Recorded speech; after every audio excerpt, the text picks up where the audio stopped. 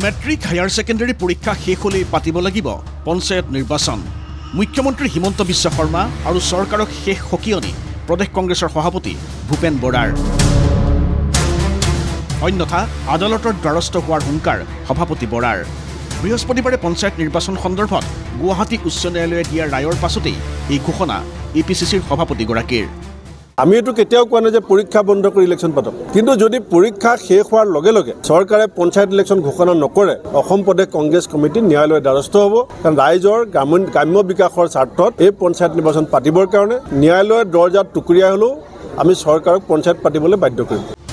পিছে কংগ্ৰেছে কিয় ইমানকৈ পঞ্চায়ত নিৰ্বাচন অনুষ্ঠিত কৰাৰ বাবে চৰকাৰ আৰু নিৰ্বাচন আয়োগক দাবী জনাই আহিছে, সেয়াও সদৰি কৰি প্ৰদেশ কংগ্ৰেছৰ সভাপতিগৰাকীয়ে ক'লে, ৰাজ্যত পঞ্চায়ত নিৰ্বাচন শীঘ্ৰেই অনুষ্ঠিত নকৰিলে কেন্দ্ৰলৈ ঘূৰি যাব প্ৰায় 11.5 কোটি টকা, যিটো কংগ্ৰেছে কেতিয়াও হ'বলৈ নিদিয়ে। পিছুৱাই দিয়াৰ কাৰণে গ্ৰামাঞ্চলৰ যিটো উন্নয়ন আৰু উন্নয়নৰ কাৰণে আবণ্টিত ধন অব্যৱহৃত হৈ পৰি আছে। প্ৰায় 1100 কোটি টকা যদি অতি শীঘ্ৰে পঞ্চায়ত অনুষ্ঠিত কৰি পেলাই এই টকাখিনি নিৰ্বাচিত প্ৰতিনিধিৰ জৰিয়তে ব্যৱহাৰ কৰিব নোৱাৰে, তে টকা ঘূৰি যাব। কাৰণ সেই টকাখিনি দিওঁতে চৰ্ত আছে যে কেৱল পঞ্চায়তৰ নিৰ্বাচিত প্ৰতিনিধিয়ে সেই প্ৰায় 1100 কোটি টকা খৰচ কৰিব পাৰিব। গতিকে চৰকাৰৰ যিটো আওকনীয়া মনোভাৱ, সেইটো কাৰণে গ্ৰামাঞ্চলৰ উন্নয়নৰ কাৰণে অহা প্ৰায় 1100 কোটি টকা এতিয়া ঘূৰি যোৱাৰ উপক্ৰম হৈছে। উল্লেখযোগ্য যে বিজেপিয়ে সংবিধানৰ প্ৰতি ভাবুকি অনাৰ অভিযোগেৰে নাজিৰাত প্ৰদেশ কংগ্ৰেছে উলিয়াইছিল জয় বাপু জয় ভীম জয় সংবিধান শীৰ্ষক এক কাৰ্যসূচী, য'ত অংশগ্ৰহণ কৰিছিল প্ৰদেশ কংগ্ৰেছৰ সভাপতি ভূপেন বৰা, বিৰোধী দলপতি তথা নাজিৰাৰ বিধায়ক দেৱব্ৰত শইকীয়া, এপিচিচিৰ প্ৰাক্তন সভাপতি পৱন সিং ঘাটোৱাৰসহ কংগ্ৰেছ নেতৃত্বই। জয় বাপু জয় ভীম জয় সংবিধান আমি এটা কাৰ্যসূচী হিচাপে লৈ পালন কৰিছোঁ। কাৰণ গান্ধীজীৰ যি প্ৰাসংগিকতা, মহামানৱ মহাত্মা গান্ধী আমাৰ অতীত নহয়, গান্ধীজীৰ আদৰ্শ আমাৰ বৰ্তমান আৰু আমাৰ জাতিৰ ভৱিষ্যত। আৰু সংবিধানৰ প্ৰতি বিজেপিৰ শাসন কালত যিটো ভাবুকি আহিছে, এই কথাখিনি লৈ দেশবাসী শংকিত, দেশবাসী চিন্তিত।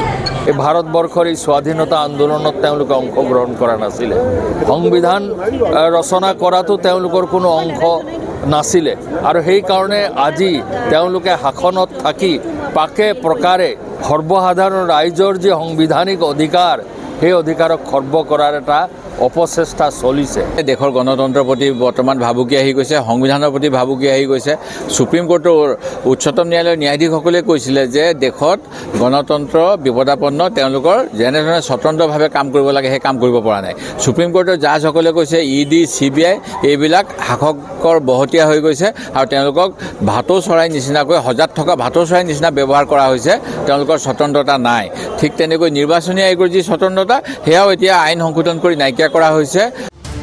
পিছে পঞ্চায়ত নিৰ্বাচন সন্দৰ্ভত এওঁলোকে জনোৱা এই দাবী কেনেদৰে গ্ৰহণ কৰে চৰকাৰ তথা নিৰ্বাচন আয়োগে, সেয়া মেট্ৰিক আৰু হায়াৰ ছেকেণ্ডাৰী পৰীক্ষা শেষ হ'লেই স্পষ্ট হৈ পৰিব। নাজিৰাৰ পৰা অংশুমান দত্তৰ ৰিপৰ্ট, ND24।